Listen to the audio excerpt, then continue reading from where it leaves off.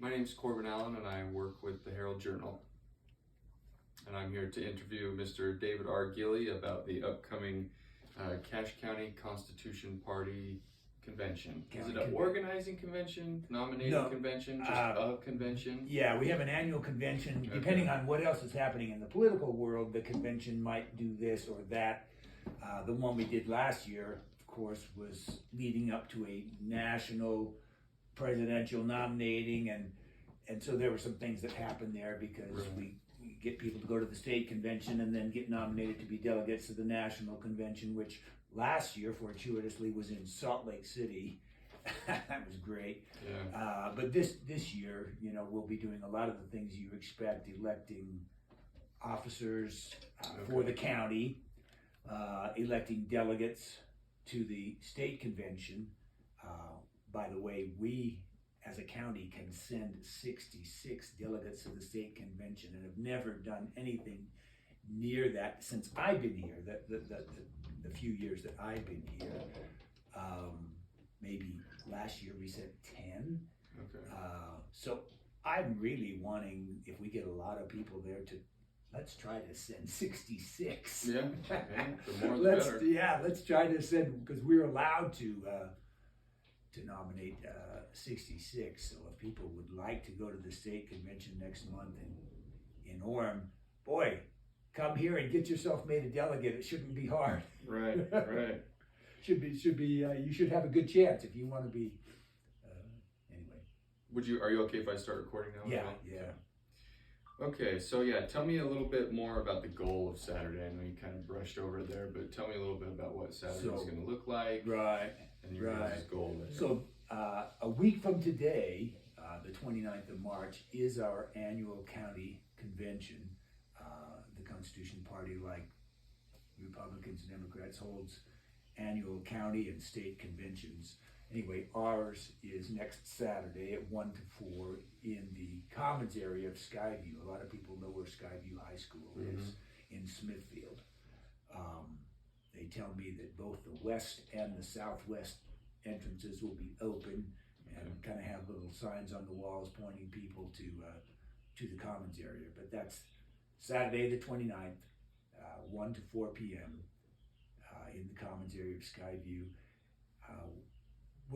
We always have a keynote speaker. We always do, business electing new officers for the next year.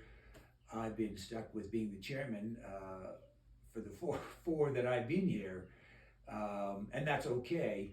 I was a little bit like that fellow in Follow Me Boys. You've probably never seen it. I don't think so. It's a true story. Happened, I think, in the 50s. And there's a movie of it with Fred McMurray. This traveling musician is going across the country, comes into small town America and says, "This is what I want. I'm in my 30s. I have no wife, no family, no life." Quits his band job and marries a girl there. But in the process of marrying her, he meets her, and minutes after he meets her boyfriend. Oh boy. So she says, if you'd like to talk more, why don't you come to our town meeting tomorrow? So he comes to the town meeting and finds himself seated behind this lovely lady and her bank president boyfriend. And they raise the question of what to do with hooligan youth.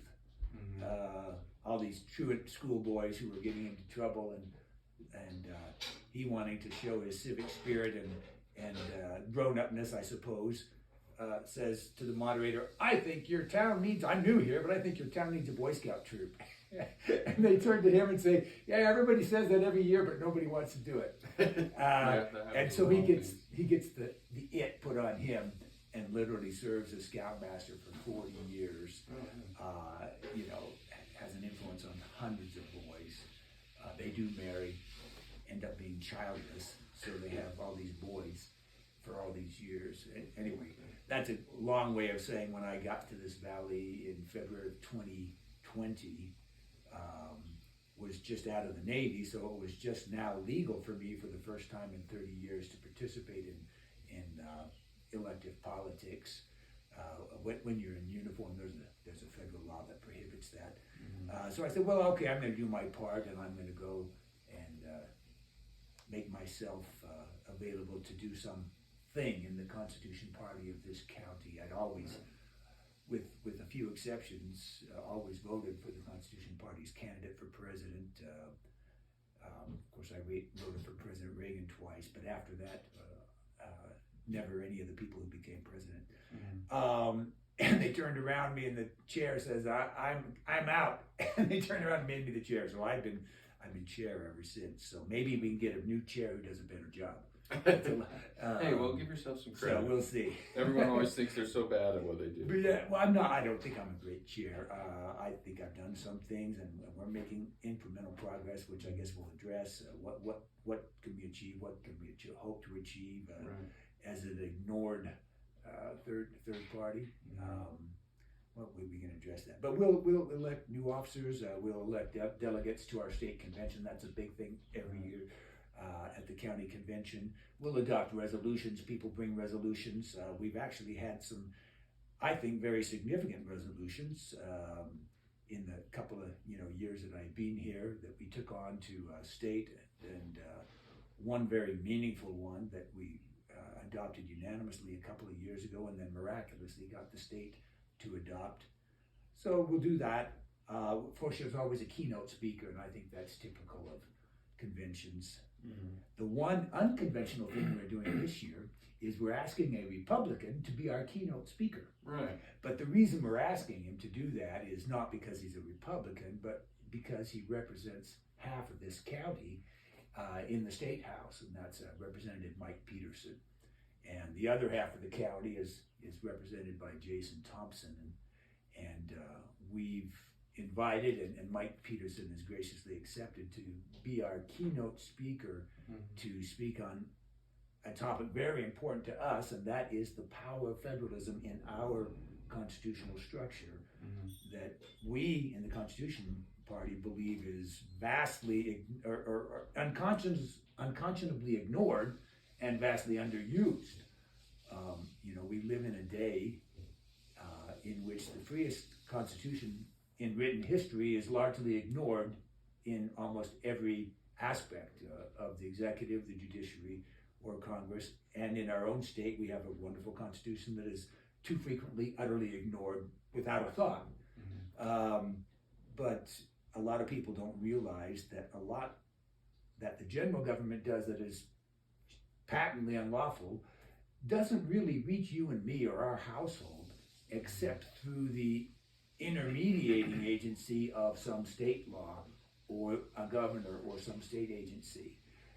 And that has become increasingly the case since President Nixon, before you were born. He came up with this idea that he called revenue sharing. And what that means is that unlawfully, the Constitution doesn't allow this, the general government will tax everybody and then will hand out money to the state governments so as to bribe them to get them to co-opt themselves and enable. Now it's become hundreds of forms of general government lawlessness. But of course, under our structure, there's that famous, Prince versus United States in the early 90s, when a couple of county sheriffs said, Congress passed a law saying sheriffs had to register people every time they bought a gun. Well, that's plainly unlawful because the Constitution says shall not be infringed. Right, the people to keep in terms shall not be infringed. That's categorical. Right. But there were 2 county sheriffs in the whole country who said no, and so they sued the president, who was then President Clinton. That's how it was. And in Justice Scalia's wonderful opinion, he reminded people that, hey, in this country we have a federalist structure. You have general government and you have state governments, and neither can command the other in any way in their separate spheres of operation. Well, in the Constitution Party, we see that as a rich ground whereby either negative or positive legislation, either repealing things that we've been doing for decades in some cases that enable some federal lawlessness, or erecting positive statutes without interfering in any lawful operation of the government. But if you unlawfully do this, that, or the other, we will arrest you and indict you and prosecute you just as we would some other lawbreaker, you know. So I'm looking forward to hearing what Mike Peterson has to say. He's given it some thoughtful consideration. He's probably going to offer us some edifying ideas, what he thinks he can do as a state legislator, and tell us how he's fulfilling his duty in general. You know, he won't be speaking to us as a Republican to members of the Constitution Party, except for the fact that he's addressing our convention. But we told him, look, you're addressing us as our representative in Congress. You represent half of us, and we ought to hear from you from time to time and get an accounting. But we honor you enough that we'd like to hear your serious, kind of at the civic level, not the political level, your serious thoughts on this question. So we're looking forward to his address. Probably the only time a Constitution Party convention, no less, has asked to hear from a Republican. In a couple of months, Jason Thompson is going to address us at another event. It won't be the convention. Okay. On the exact same subject. We figured it's fair to give both our representatives the exact same title and instructions. Right. So anxious to hear what Jason has to say. He and I haven't discussed it as much. We discussed it briefly at a rodeo. And he said, yeah, I'd like to speak to that issue. So we look forward to hearing from him in a couple of months too. Okay. Yeah, that's pretty... From my I've worked with Representative Peterson, Thompson, Senator Wilson a little bit. I think that's a very important thing is they're always really receptive to, hey, I've got a clarification on a bill that I need to kind of talk with you about, or, can we sit down and talk about this, that, or the other? They've been very good, and I think, that's kind of the sentiment I hear from a lot of people around here too, is that, hey, we're just able to call him, and the second he's available, they usually get back to you. Very approachable, and that's quickly. A good thing, don't you think? Yeah. I think it's very important. They're not to the point where, say, congressmen are, where they've got a gatekeeper, and I am Lord because I represent several 100,000 people. So yeah, try to get on my schedule. By the way, how much are you donating? Before you want to talk to me. Certainly at our state level, we're not like that. They're happy, and I know Mike a little better than I know the others. He represents the district that I'm in, so I actually voted for him, and we've had discussions more frequently on things. I know him a little better, but yeah.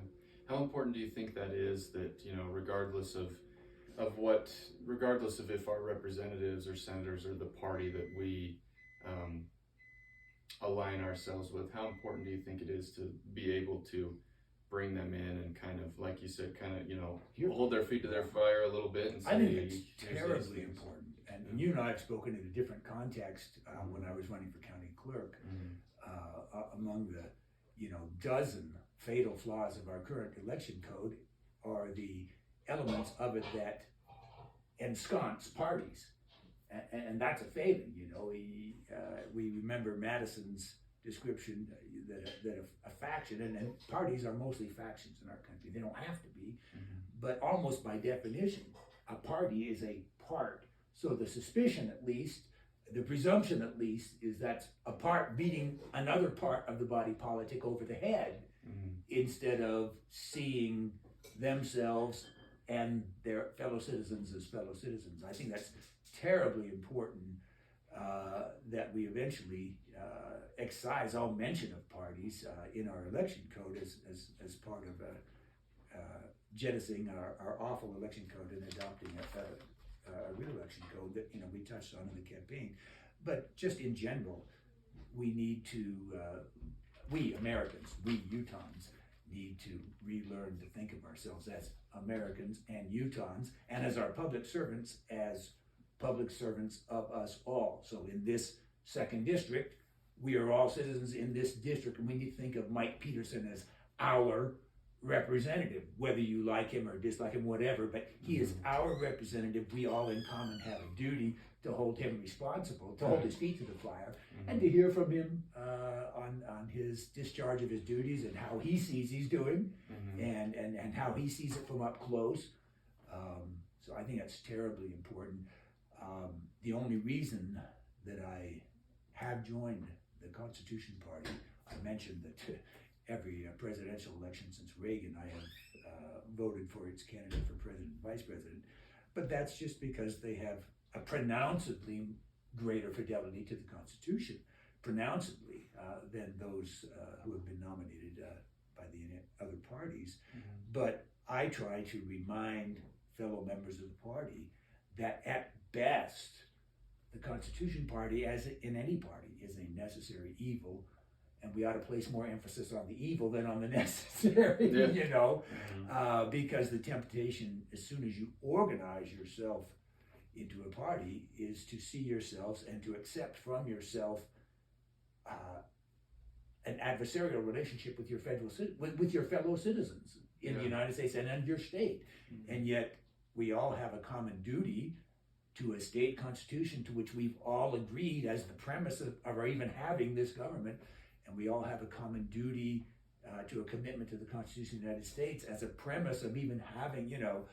So I always think that whatever you do in a party manner or in a party capacity, you owe it to your fellow citizens who are not there, who are not with you, as well as to each other, to remind each other to guard against this degeneration into a faction, you know, as Madison defined it, as any group, majority or minority, that has a permanent interest or a permanent object that is adverse to the rights of fellow citizens or adverse to the constitutional order, adverse to the, you know, the greater well-being of that body politic. And so we pronouncedly make our platform, we're in favor of what a revolutionary concept, our public servants abiding by the oaths that we put them under as a condition of their service to bind themselves by the Constitution of Utah and the Constitution of the United States. And that just doesn't enter the thinking of most of our public servants, sadly, and doesn't enter the thinking of most of us as citizens,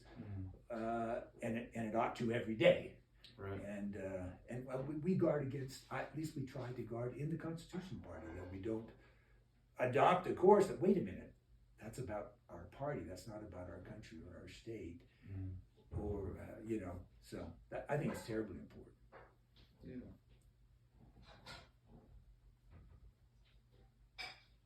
We like to try to think of ourselves as a genuine party of the whole, even though in fact, in point of numbers, we're a tiny, you know, the Republican Party in this county counts itself in thousands, as does the Democrat Party, significantly fewer thousands. Right. We count ourselves in the hundreds. Right. But by the book that we all have agreed to, you know, ostensibly, all of us in this state have ascribed to our current Constitution of this state and the Constitution of the United States. Our goal is to remind us all and remind our public servants that that's what we've signed up for. As revolutionary as that sounds, when you pick at it, when you dig at it and realize, oh, you mean I have to stop doing most of what I do? Right. Oh, but what if my neighbor builds a house that I don't like? Oh, well, why don't you consult the Constitution of Utah that very explicitly proclaims that every citizen has the right to own and control property. Oh, that's revolutionary. Well, it is the Constitution that you and I agreed to. Right. You know, I could go on in, you know, dozens of examples. Right. Okay, so let's go on a little bit to, like you've talked about, and like we've mentioned, or like gets mentioned a lot. It's no secret that it's kind of the Republicans and the Democrats in every state, the entire country. It is. In almost every state, almost all the time. For any party that is not them, you know, like in Utah, the Democrats have an uphill battle. They do, but at least they have a seat at the table, as they suppose, you know. Right. And no one even supposes that you should even entertain someone who's in the Constitution Party or the American Independent Party or, you know, Utah Forward or, you know. Right. So yeah, if you're a third party, how hard is it to kind of continue trying to go along the path when you know that it's such an uphill battle? It's tremendously difficult. And I mentioned we've ensconced the parties in our election code. One, our code unlawfully, again, in violation of the Constitution of Utah and of the United States, presumes to prescribe to the political parties how they should nominate their candidates, and you saw that was a big issue this last year. But on the other hand, gives parties privileges by explicitly recognizing them on ballots. There's an R, there's a D, there's a, okay, ideally, we should see Sally Thompson running for state auditor, period, right? Or Joe Johnson running for governor, right? So it is a tremendous, for the smaller parties, which are immensely less represented, a tremendous uphill battle in presumptions, unconscious presumptions of all the citizens. Oh, well, I'm going to vote for a Republican or a Democrat. And then that's reinforced when we look on our ballots and say, well, I don't know a damn thing about Sally or John, but I like D's better than R's, or I like R's, but, and it invites us to become lazy citizens in, to the extreme, foregoing to actually inform ourselves, as to anything about this candidate. That's a tremendous uphill battle for someone in the Constitution Party, or someone, in the Libertarian Party, anything but an R or a D. That's a tremendous uphill battle, and it's an uphill battle against settled but unconscious assumptions that are reinforced again by our faulty election law, but by our faulty thinking. If you turn on the news or anything else, the discussion is always, well, is he a donkey or a monkey? So yeah. Oh boy, I had another question pop into my head, and there it goes. We have to overcome. So we have a lot to overcome in people's minds, one mind at a time. Well, we all signed up to the Constitution of Utah and the Constitution of the United States. Join us, because we are very conscientiously and consciously attempting to hew that line and to make our public servants hew that line, which is, overcoming a lot of settled unconscious presumptions. Well, why would I do that? Well, because we make you swear an oath as a condition. Well, yeah, but you don't really mean that, do you? Well, yes, I do. That's why we say bound, so that we can put you in jail or sue you for perjury. But we never do that. So no one in the State House takes it seriously. But again, it's a battle of one mind at a time. So rethinking what you were unconsciously thinking, and hey, maybe you should join us. What I remembered what I was going to say. So, like a lot of the parties that aren't Republican or Democrat, the title of their party is pretty self-explanatory, kind of as to what they believe. But at the same time, it feels like when someone thinks Republican or Democrat, there's a number of ideas and like viewpoints that come into their mind, and they say, okay, a Democrat would most likely ABC, a Republican is most likely the opposite of ABC. And there's some clarity, or at least some, you can imagine something with content, under that. Right, but for a lot of these parties, a lot of the other parties, though their titles are fairly self-explanatory, like let's take yours for example, the Constitution Party, not everyone maybe knows what to think off the top of their head. And like you've talked about, maybe it's a little bit of laziness, but there's effort that needs to be put into,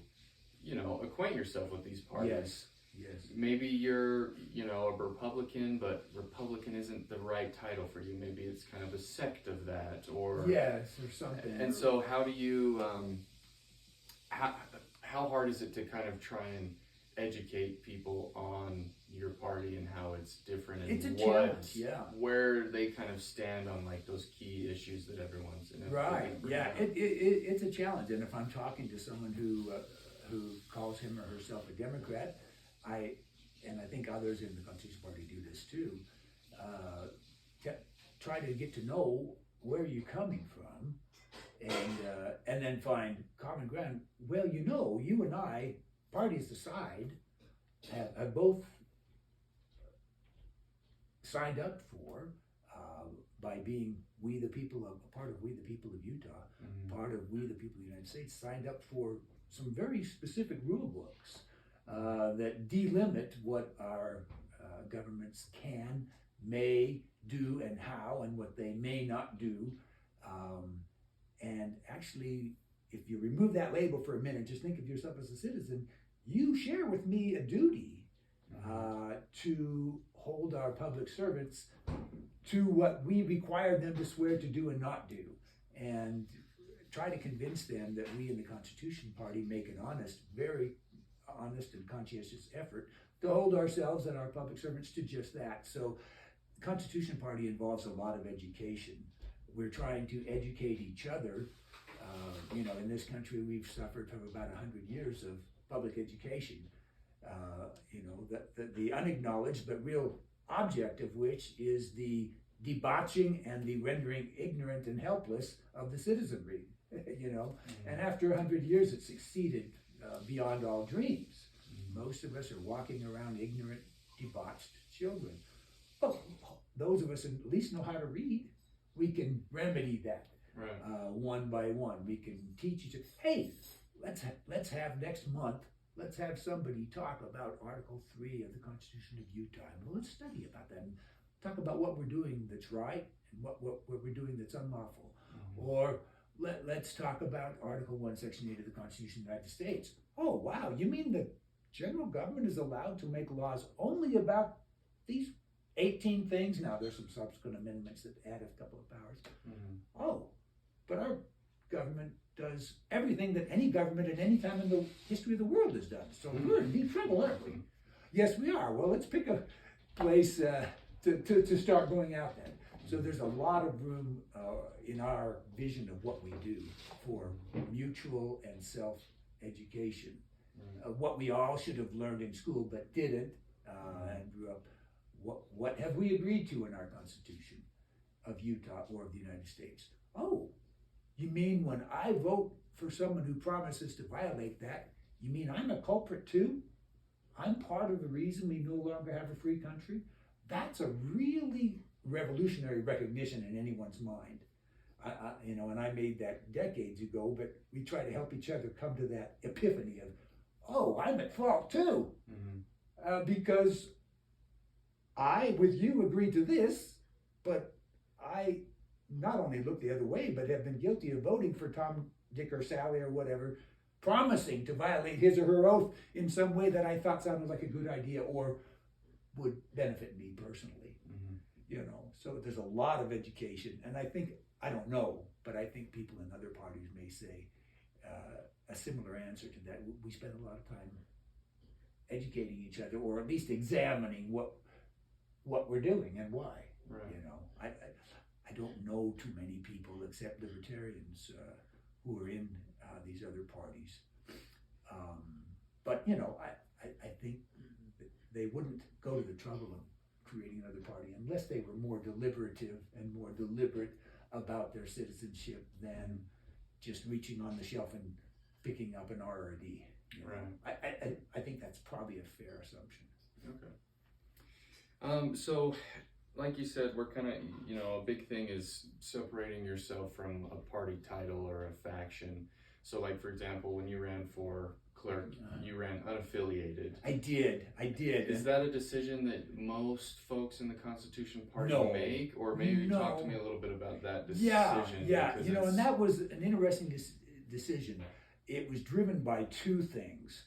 One, by law, and again, this is unconstitutional, but it is our current statute, and the Constitution Party fought this in court a number of years ago and won a partial decision.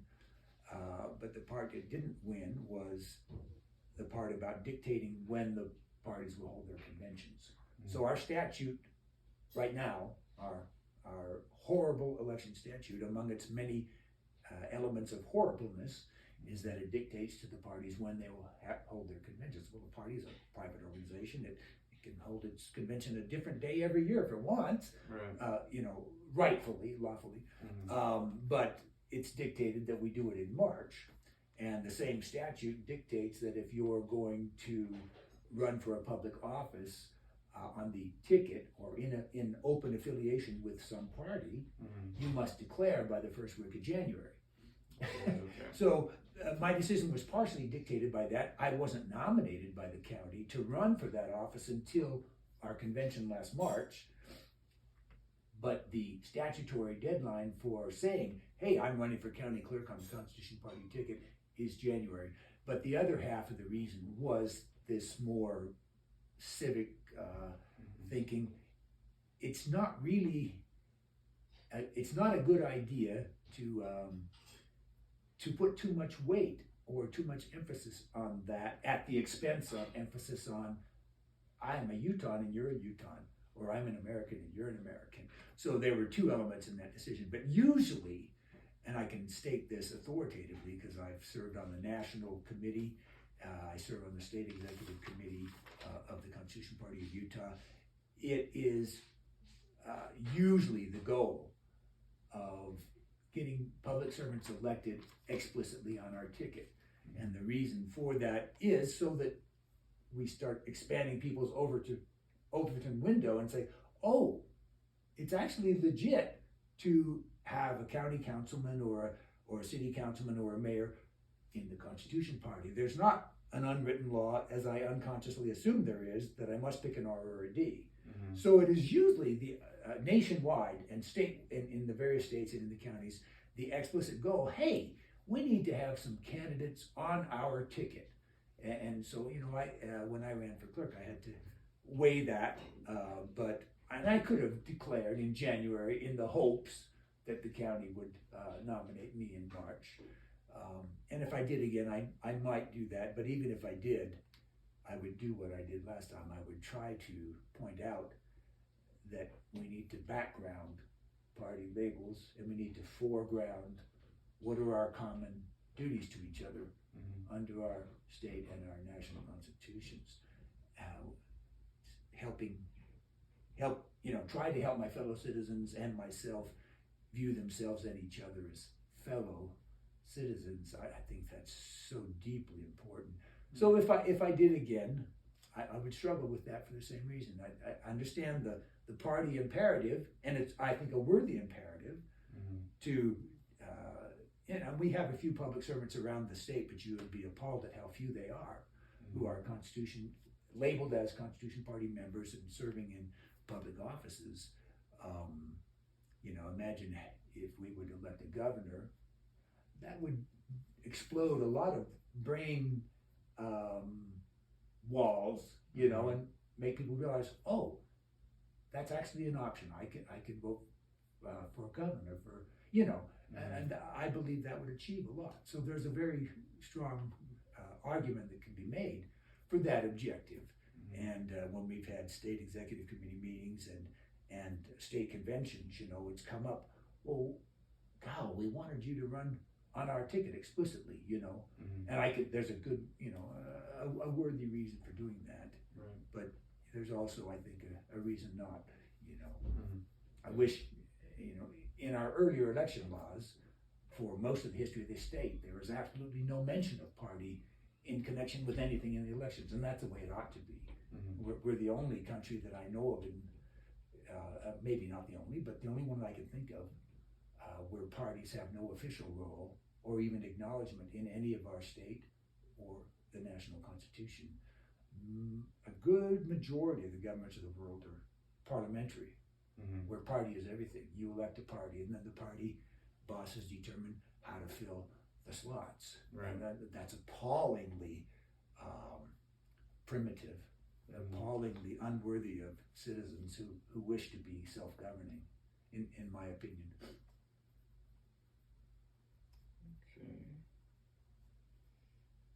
One other thing I thought of, so like when we talk about the R and the D, some of that could be laziness or things like that, but also I feel like for some people, even if let's say someone that does do their research, and granted most people that do a lot of research, it feels like they would, if they come to the conclusion that one of these other parties is what they want to ascribe to, maybe they'll vote for it, maybe they won't. But if I feel as though, and it seems, that maybe people feel like it's almost pointless to vote for the other party. Oh, yes. Whether it's, like I said, maybe it's not them not necessarily knowing what they want. There's also but it's just fearing that it'll have no effect. Right, and everybody's vote matters. Is that what? Mm-hmm. Oh yeah, I've had precisely this conversation over my adult life. I've been an American civics fanatic since I was a teenager, and I had it just last week with a man whom I greatly respect, who's held public office with great integrity and great courage. And we had precisely this conversation when I was saying, we need you in the Constitution Party because you are a man of integrity who's committed to the Constitution of this state and of the United States. We need you. And he answered with the argument that, and it's a very valid argument, well, nobody will vote for anything but a D or an R. But it's a chicken and egg thing. You have to start it somewhere. And that's my counter argument. My counter argument has either, not speaking of the voters, but of actual public servants who get the nominations of the Democrat or the Republican Party in this state and get elected. There's an establishment in each of those parties that assures, no matter what you thought you were getting elected for, and the people who elected you thought they were electing, there is never, and point me out an exception, and I'll be happy to acknowledge it, any advancement in the State House or in the governor's mansion away from increasing lawlessness every year and toward minding our oaths and actually doing what our Constitution tells us we're supposed to do, or abstaining from doing what our Constitution explicitly prohibits. So that's the counter argument. It's a very valid argument. Well, no one's going to vote for you. And that's demonstrated by the fact that we just have maybe a couple handfuls in our whole state of public servants who are Constitution Party affiliates or members who are, that's true. It's a valid argument. But again, my valid argument is, okay, do you want to be effective at what? Would you like to effect something in the direction of lawful government and uniting? We're so polarized, we're so fragmented.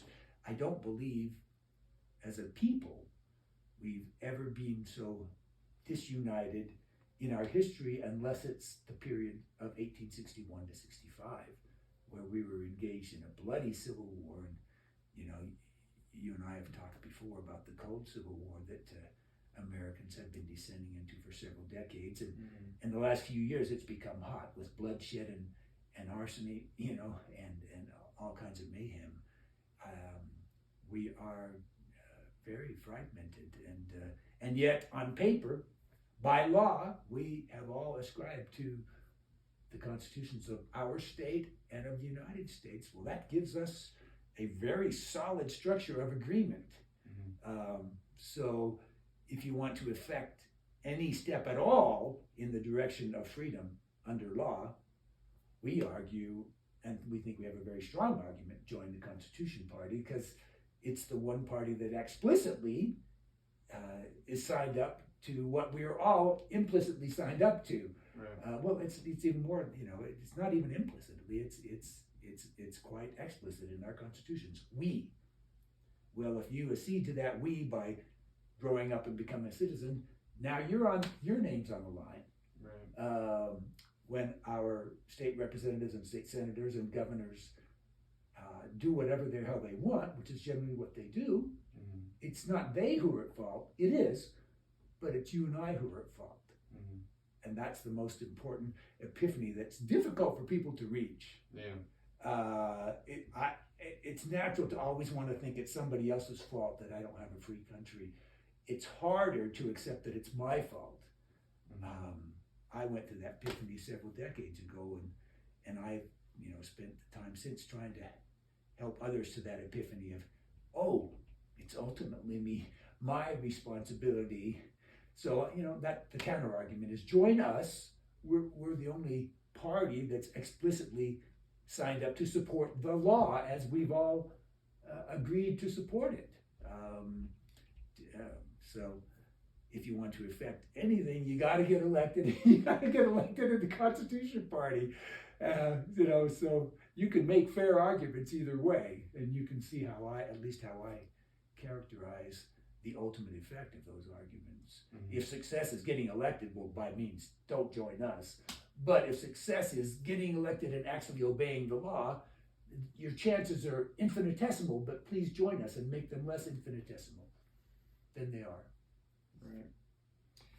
Okay, well, the last thing I had before I let you, if there's any other final thoughts, I was curious, do you know, is there a lot of, do you think there's going to be a lot of turnover in the county party? I know there's chair, vice chair, treasurer. Well, we will see. And I want to, I want to see some. I don't want to be the person necessarily leading the party year to year.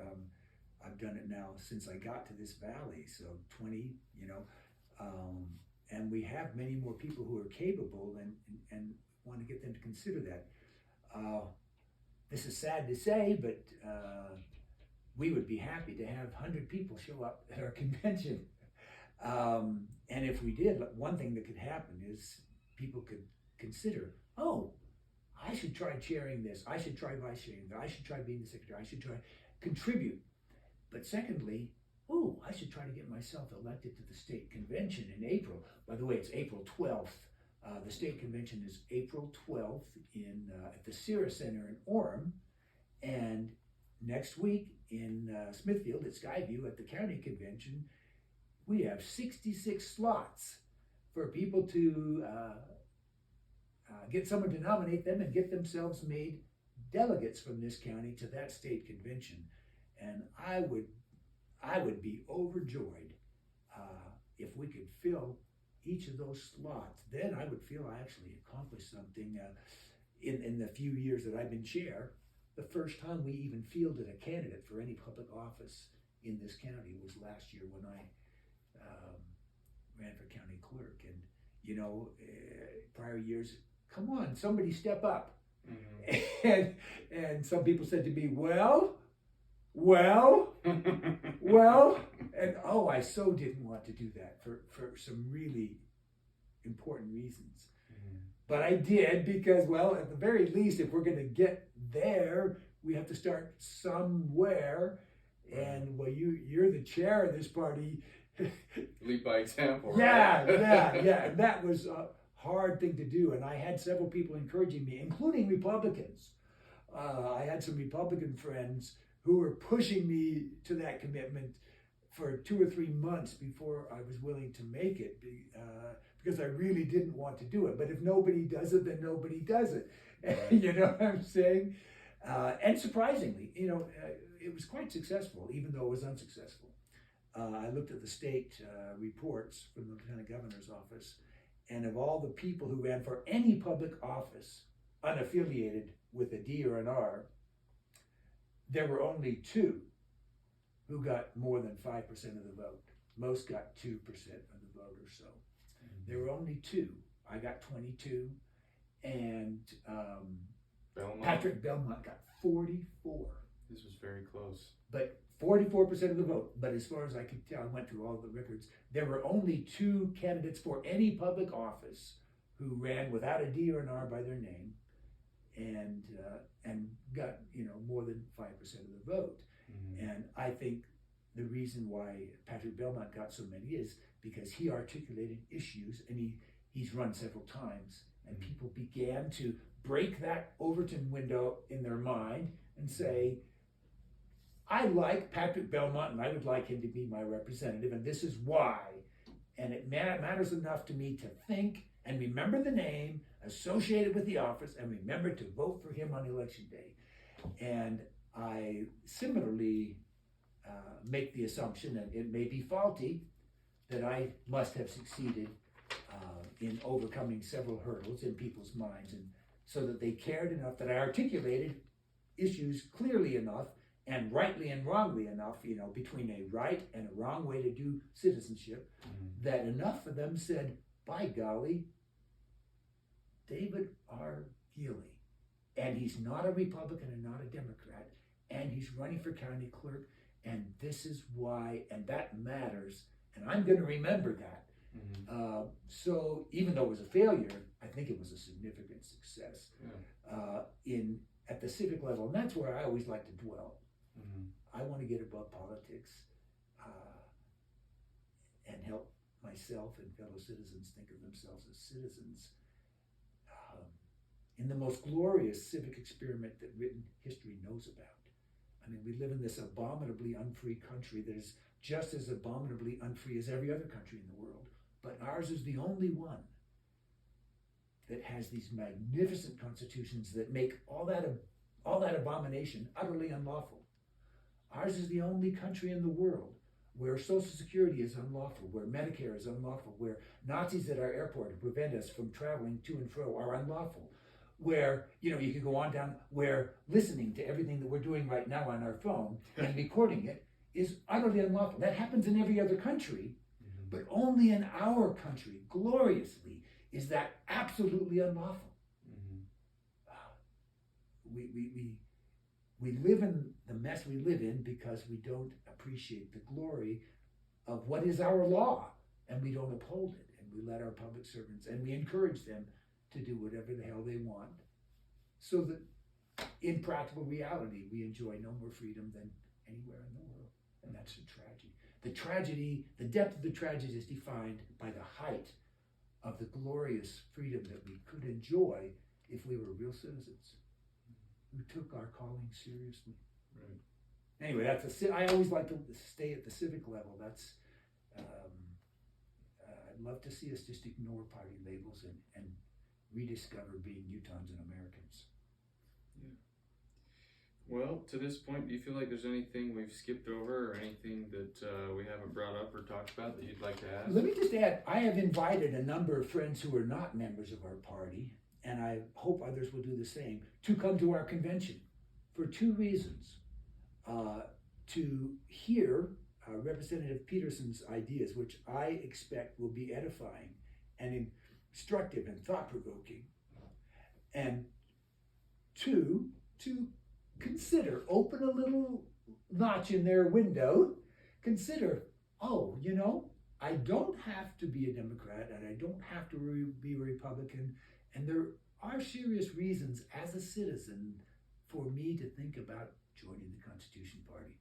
So, yes, get them to come 1 to 4 o'clock in the Commons of Skyview High School next Saturday the 29th, and learn what it's about.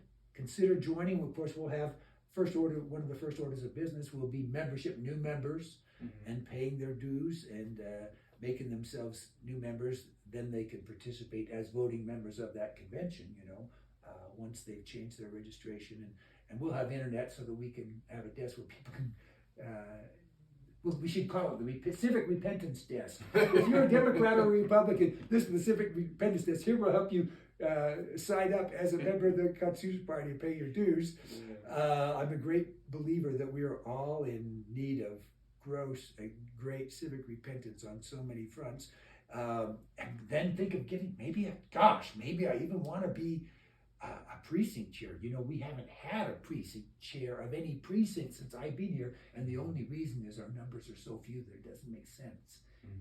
If we had a decent number, then we at least divide the county into 4 quadrants and have chairs, and then eventually get to where we have a precinct chair for every one of the 60. The Republicans do that, and I think the Democrats do too, but their numbers are better. And then think about getting yourself made county delegate to the state convention. All you have to do is want it, and you'll get it, because our numbers are so few, and we can have 66, and we really want to do that. We really want to do that. So, awesome. Well, thanks so much.